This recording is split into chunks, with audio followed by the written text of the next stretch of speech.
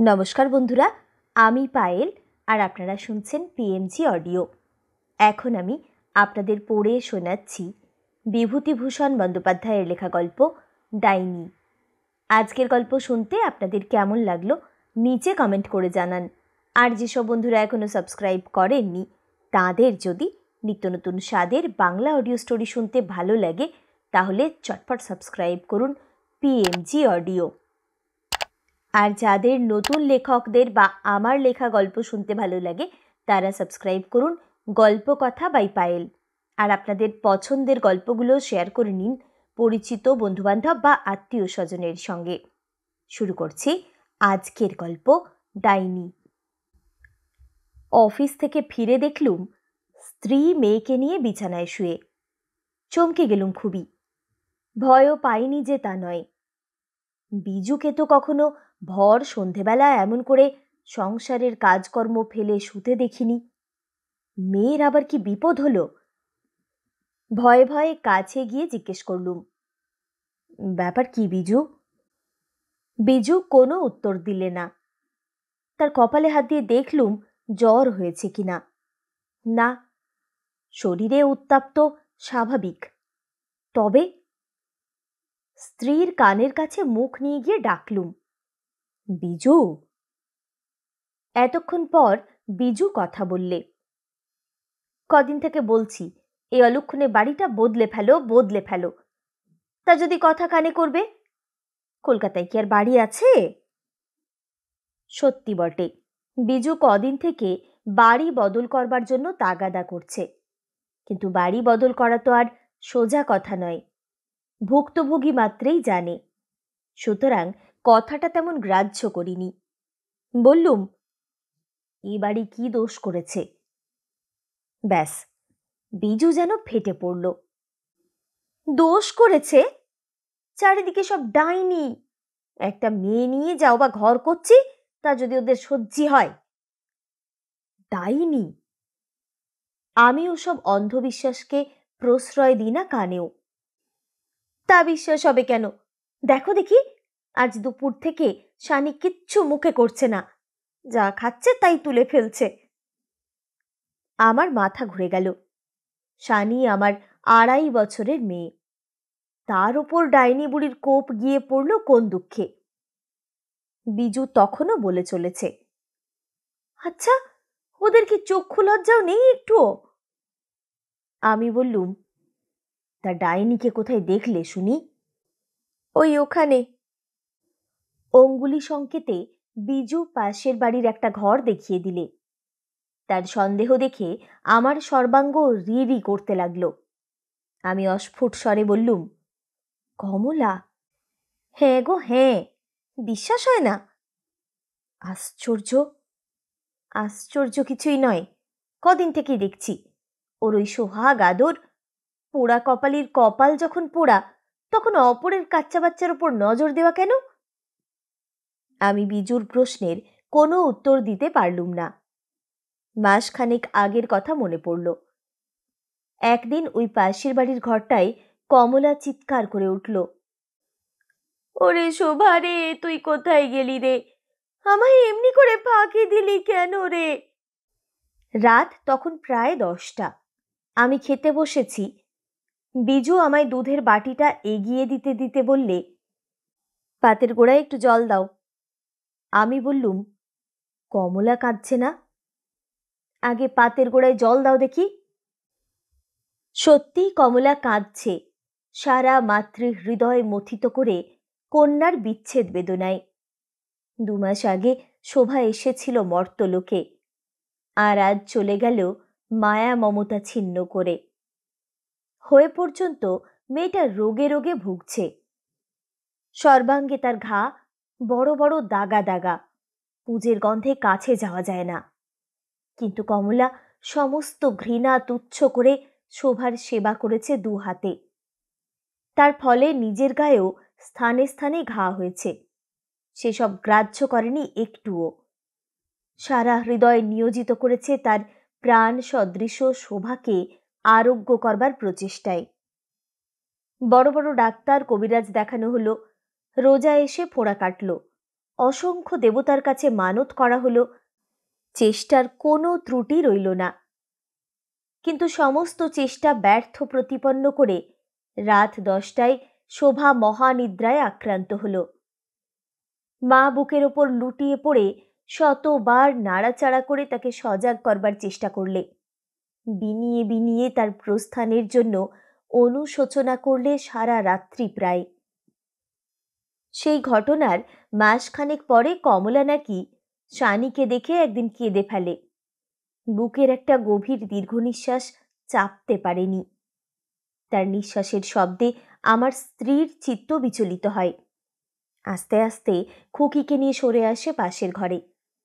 আমি তখন অফিসের হিসেবপত্র মেলাচ্ছি। বিজু আমার পাশে এসে বসল। আমি চশমাটা আস্তে আস্তে চোখ থেকে খুলে বলি, কিছু বলবে নাকি? না, এমন কিছু নয়। আমি হাসি, বলি, তা ওই এমন সামান্য কিছুই শুনি না কেন? সত্যি? তোমার আবার এসবে বিশ্বাস হয় না? আহ, কৌতূহলী তো বাড়িয়ে দিচ্ছ কেবল। তুমি এ বাড়ি বদলাও। কারণ? কমলা রোজ রোজ শানির পানে তাকিয়ে ফোঁস করে নিঃশ্বাস ফেলবে আর কাঁদবে। বাছার আমার অকল্যাণ হবে, তাও বুড়ো মাগি ভুলে যায়। পাগল! আমি হাসতে লাগলুম। ওই তো, তুমি সব কথা উড়িয়ে দাও কেবল। কপাল যখন পোড়া, তখন অপরের ছেলে মেয়েদের ওপর নজর দেওয়া কেন বাপু? বিজু আমার কাছ থেকে চলে যায়। আমি ওসবে বিশ্বাস করি না বলেই হয়তো। আমার মাথার মধ্যে বিজুর সেই শেষ কথা কেবল ভাসতে লাগলো। কপাল পোড়া। বাস্তবে কি কমলার কপাল পোড়া? বিধাতা পুরুষ তার প্রতি অপ্রসন্ন? এই রুগ্ন মেয়ে প্রসব করবার জন্য দোষী কে? কমলা? একটুও নয়। আমি জানি কমলার স্বামীর দুরারোগ্য সিফিলিস রোগ বর্তমান। এ কথাও জানি যে সেই মহাপুরুষ প্রায়ই রাত্রিবেলা বাড়ি ফেরেন না। বাপ ঠাকুরদা অনেক পয়সা জমিয়ে গেছে, তাই ব্যয় করে সে ফুরিয়ে উঠতে পারছে না। তবুও লোকে দোষ দেবে কমলাকে। আমার স্ত্রী অন্ধ, বধির। সে অকারণ পুরুষদের প্রতি সর্বদাই সদয়। কমলার স্বামীর দোষ সে দেখে না, কারণ পুরুষ পুরুষের শত্রু আর নারী নারীর শত্রু। এ হেন কমলা শানি হবার দিন সাতেক পরে প্রায় একটি প্রাণহীন মাংসপিণ্ড প্রসব করে। নিজের ব্যর্থতার বেদনায় মুষড়ে পড়ে কমলা কাঁদল, চিৎকার করল। দুদিন বিছানা থেকে উঠল না, খেলো না, চোখ ফুলিয়ে ফেলল কেঁদে। তারপর একদিন নজর পড়ল শানির ওপর। শানির দিকে তাকিয়ে ওর ব্যর্থতার কথা পুনরায় যেন কে ওর ক্ষতে আঘাত করল। নিজের অজ্ঞাতসারে একটি ব্যথিত দীর্ঘ নিঃশ্বাস ত্যাগ করলে। আমার স্ত্রী শিউরে উঠল। সে শানিকে নিয়ে সেখান থেকে চলে এলো। অযথা সেই দিন থেকে শানিকে কমলা ভালোবাসলে। এরপর অনেক মাদুলি ধারণ করে, অনেক গ্রহ উপগ্রহকে ঘুষ দিয়ে, অনেক নির্দিষ্ট গাছে ঢিল ঝুলিয়ে কমলা আবার অন্তঃসত্ত্বা হল। আবার সে ক্ষুধিত মাতৃহৃদয় দিয়ে অনুভব করল তার গর্ভস্থ ভ্রূণের সূক্ষ্ম সত্তা। আমি ভগবানের কাছে প্রার্থনা করলুম, প্রভু, ওকে আর বঞ্চিত করো না। তিনি হয়তো আমার প্রার্থনায় সাড়া দিলেন। কমলার মেয়ে হলো। আবার সে তার পুরনো হাসি ফিরে পেল। মেয়েকে মানুষ করতে লাগলো বহু প্রয়াসে। কিন্তু এ খুকিও বাঁচল না। তার এই পৃথিবীর আবহাওয়াটা সইল না। এ কথা আমি আগেই বলেছি। সেই সঙ্গে আরও বলেছি যে কমলা তার শোক ভুলে আবার আমাদের শানির পানে ফিরে তাকালো। আবার তার বুকে আঘাত লাগলো। সে 2 হাত বিস্তার করে শানির দিকে ছুটে এলো। আমার স্ত্রী ভাবতে লাগলো এর হাত থেকে রেহাই পাবার কথা। অগত্যা আমাকে বাড়ি বদল করবার জন্য অনুনয় বিনয় করতে লাগলো খুবই। যেহেতু আমি ওসব অযৌক্তিক কিছু বিশ্বাস করি না, সেই জন্য আমি তার কথা উপেক্ষা করেছিলুম। যাই হোক, কমলা একদিন জিজ্ঞেস করলে, শানি কই ভাই? আমার স্ত্রী আজকাল বড় একটা শানিকে কমলার সামনে বার করে না। শানি তখন আরামে নিদ্রা যাচ্ছে। আমার স্ত্রী বললে, শানির অসুখ করেছে। আমি পাশেই চেয়ারে বসেছিলাম। স্ত্রীর এই মিথ্যা কথা শুনে চমকে গেলুম। কমলা ভয়ার্ত স্বরে বললে, কি অসুখ ভাই? এই সামান্য জ্বর। ডাক্তার দেখাচ্ছ? না, দেখাবো। না ভাই, দেরি করো না একটুও, ভালো ডাক্তার দেখাও। যে দিনকাল পড়েছে, ফেলে রাখা একটুও উচিত নয়। ও চলে গেল। ওর গলার স্বর ঈষৎ কম্পিত হলো, আমি বেশ বুঝতে পারলুম। আমি স্ত্রীকে বললুম, এ মিথ্যে বলে কি লাভ?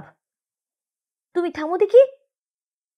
সুতরাং আমি নীরব হই, আর স্ত্রী বলে চলে, 50 দিন বলছি, বাড়ি বদল করো, বাড়ি বদল করো, সে কথা যদি গ্রাহ্য হয়। তার পরের দিন দুপুরবেলা কমলা নাকি এসেছিল শানিকে দেখতে। শানির অসুখের খবর পেয়ে সে চুপ করে থাকতে পারেনি।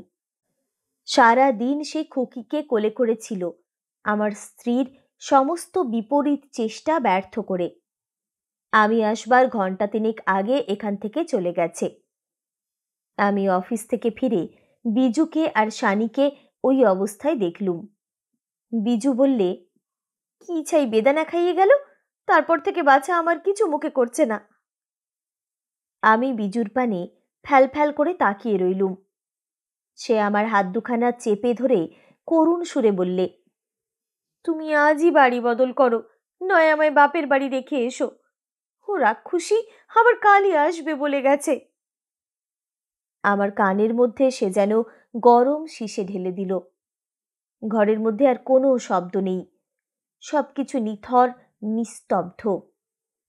আমি বিচার করতে বসলুম, শানির অসুখের জন্য বাস্তবিক দায়ী কে? কমলা না আমার স্ত্রী? মিথ্যে একজনের বুকে আঘাত করলে বিধাতার বিচারালয়ে তার কি কোনো শাস্তি নেই? বিধির বিধান কি নিরর্থক শব্দ সমষ্টি মাত্র? এমন সময়ে অন্ধকারে নীড় হারিয়ে একটা কাক কা কা কা রবে ডেকে উঠল। আমি শানির গায়ে কপালে হাত বুলোতে লাগলুম। আমার বেশ মনে পড়ল কদিন ধরে শানির অনবরত টক লেবু খাওয়ার কথা। শানির রোগের কারণ দিনের আলোয় প্রকাশিত হল। ওই কচি মেয়ে অত অ্যাসিড সহ্য করতে পারে? ঠিক সেই মুহূর্তে ছাদের ওপর একটি বিড়াল করুণ সুরে বিলাপ করতে লাগল। সম্প্রতি তার একটি সন্তান মারা গেছে। আমার স্ত্রী চমকে উঠে আমায় অনুরোধ করলে, আগে বিড়ালটাকে দূর করে এসো, আগে ওকে দূর করে দাও। আমি তার অনুরোধ শুনলাম না। বিজু কাঁদল ফুলে ফুলে, তবে আমায় দূর করে দাও, আমি পথের ধুলো, আমি কেউ নয়, আমায় গ্রাহ্য হয় না একটু। একটু সুস্থ হয়ে শানিকে ডাক্তার বাড়ি নিয়ে গেলুম। ডাক্তার 1 ডোজ ওষুধ দিলে, সেটা খাইয়ে দিলুম যথাসময়ে। বিজু সারা রাত্রি মেয়েকে বুকে করে নিয়ে রইল, আর আমার অবিশ্বাস দেখে দুঃখ প্রকাশ করলে। বললুম, পীরের কাছ থেকে জল পড়া নিয়ে এসো, তা হলো না। ডাক্তার বুদ্ধি কি এসব সারাতে পারে?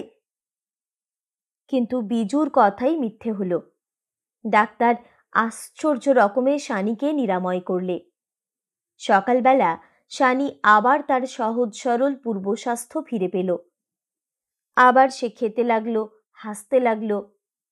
অফিসে যাবার সময় বিজুকে বললুম, ডাইনির হাত থেকে যখন শানি রেহাই পেলে তখন কমলাকে ক্ষমা করো। বিজুর যেন অসহ্য হলো আমার কথা। বলল, মাইরি বলছি, তুমি আমায় পাগল করে দেবে। কালকের মধ্যে যদি বাড়ি না বদলাও তাহলে সত্যি সত্যি আমি বাপের বাড়ি চলে যাব। অগত্যা সেই শনিবার দিনই রাত্রে বাড়ি ঠিক করে ফিরলুম। পরের দিন জিনিসপত্র নিয়ে উঠে গেলুম নতুন বাসায়। পরের জন্য স্ত্রীর সঙ্গে ঝগড়া করে সংসারের শান্তি নষ্ট করতে আমি নারাজ।